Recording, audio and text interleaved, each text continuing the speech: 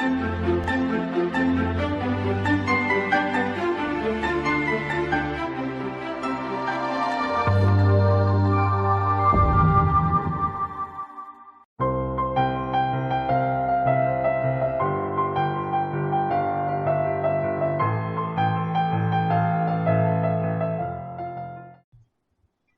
learners to the 8-week MOOC on reading and reflecting on text. By now, you have completed 4 modules. You have gone through understanding reading, you have reflected on literacy and also on reading comprehension.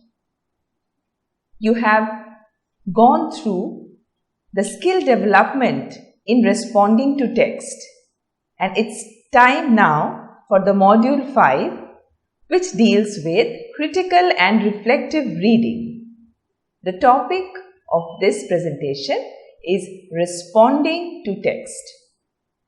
Now we all know that reading, and to make reading successful, a comprehensive knowledge on how to decipher what we are reading or what we are teaching our students or learners to read. Textbooks require different reading methods, as we all know, than you might use for a novel, magazine or website. Isn't that? So when you approach a textbook, that means you are using it as a tool to learn the material that you need to know for your course or program or whatever academic initiative. Now, in order to achieve your aims, you will want to read with a purpose. This presentation will take you to one such method for reading purposefully, and it is widely acronymed as SQ3R.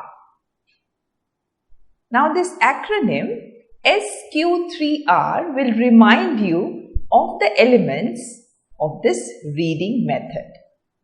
These stands for survey, question, read, recite, review. So 3R is read, recite and review.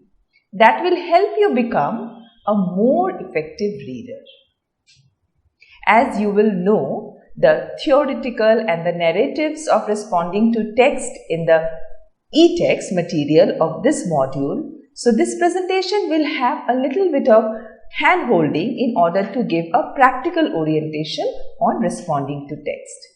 Now let us see how SQ3R works. Now this strategy or the method has been a popular method of reading to learn. As we know that textbooks require different reading methods than you might use for a novel, magazine or website, as I have already said. When you approach a textbook, you are using it as a tool to learn the material that you need to know for your course. And in order to achieve your aims, you will want to read with a purpose. One method for reading purposefully is called the SQ3R. So this strategy in a nutshell gives a hand-holding of responding to text. And this responding is how well you read the text. And reading a textbook is very much different from reading a novel, magazine or any publication. Isn't that so? So how can we now construct our response? Because we are highlighting responding to text. For that, we have some steps for constructed response. What are these? The very first is the understanding the prompt or the question. Restate the question in your answer. Provide a general answer to prompt or question. Go back into the text to find evidence of your answer. As a teacher, you need to provide text evidence to support your answer. Wrap up your response with a final piece of information to support your answer. and you need to review your answer by rereading it to yourself. This goes very well with the self-reading. And as a contemporary teacher, our role will be to facilitate, to mentor the learners or students. So these steps actually are construed in eliciting constructed responses.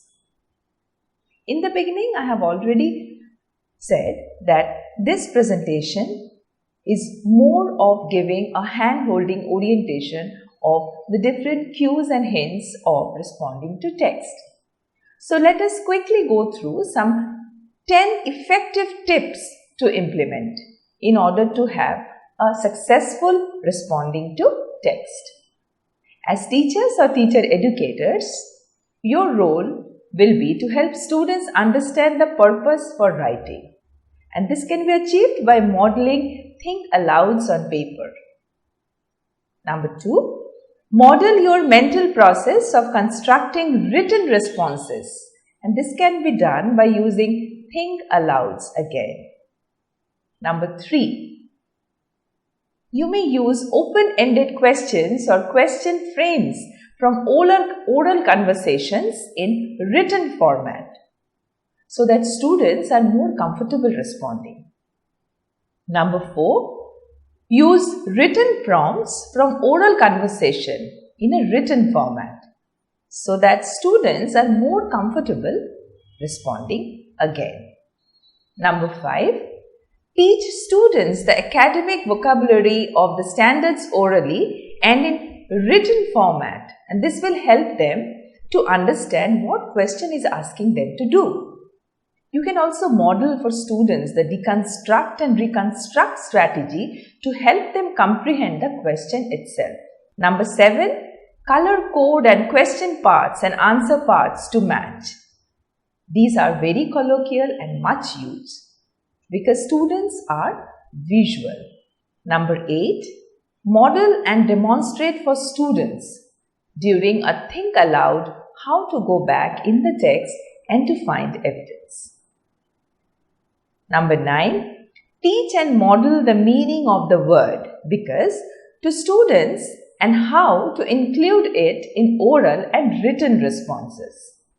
Number 10, you may include written responses in your reading block frequently so that students have multiple learning and practicing opportunities.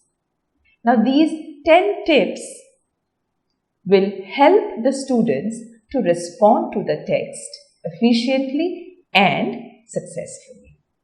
As a teacher or teacher educators, our roles are always to facilitate, to coach our learners, create an environment to make them think freely and respond.